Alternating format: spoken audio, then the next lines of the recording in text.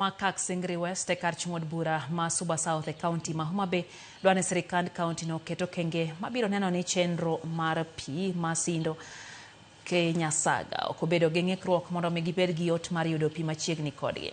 Wenge mag Kak Singri osebedo gi midhiero mar pi kuom higni buora kendo jopiny osebedo ka tiyo gi punde ma giwuotho godo chiegni kilomita 3 ka gilawo pi e nam Lolwe. Hali Bich nigi ler.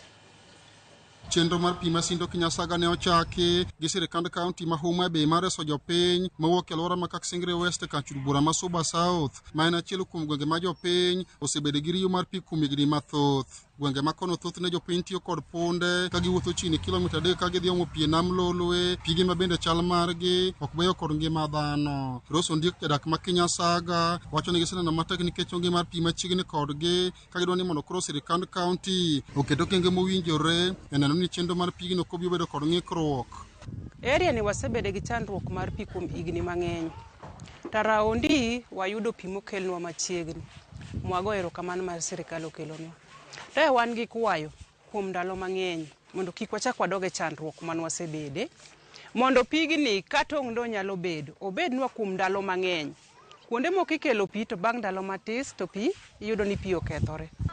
Higni mokalo go wasechandore ne wach pi, waomo pi nam, samoro ionge punda, idhi kwa ng'ato punda onge, iting'o pi gi wiyi, guogi tho sindo, kumoro ni dei ka guogi otho, iwite dei, to guogi gi oula tere nam.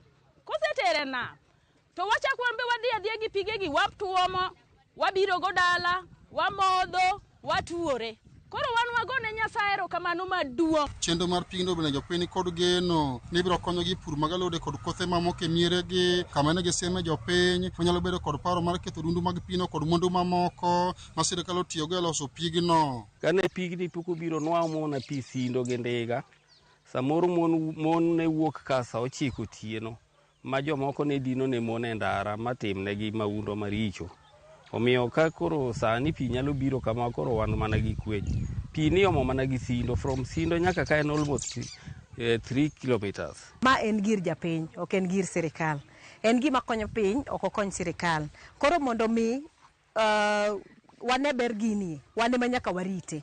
Ng'ata manyalo bedo gi intention mar biro kethe, en ng'at manyaka kwedi, manyaka tamruok. Bende skund nyiri ma Moi Girls Sindo, midhiero ma pi osemiyo jopuonjre bedo kod tich matek kinde ka kinde, kaachiel kuom jopuonje skundno Alfred Ochieng wacho ni gisebedo ka gitiyo kod pesa mathoth mar nyiewo pi maler ne jopuonjre, kendo chenro mar pi makamano dhi konyo e ting'o malo rang'iny mar somo e skundno. Suba being an asal kama otuo, wasebedo gi shida mar pi. Nitie ndalo ma chunowa ni nyaka wanyiew nyaka pi koa oko because of onge mar pi e sikul ka. Wase affect nyiri mang'eny. Biro mar pi biro kelo yot mang'eny ne nyithindo nikech koro most of the time magi spend ka gi manyo pi mar luok kata mar luoko gigegi biro bedo reduced to time no dhi bedo converted into meaningful time magi nyalo bet kode class. Ali Abich, Ramogi TV,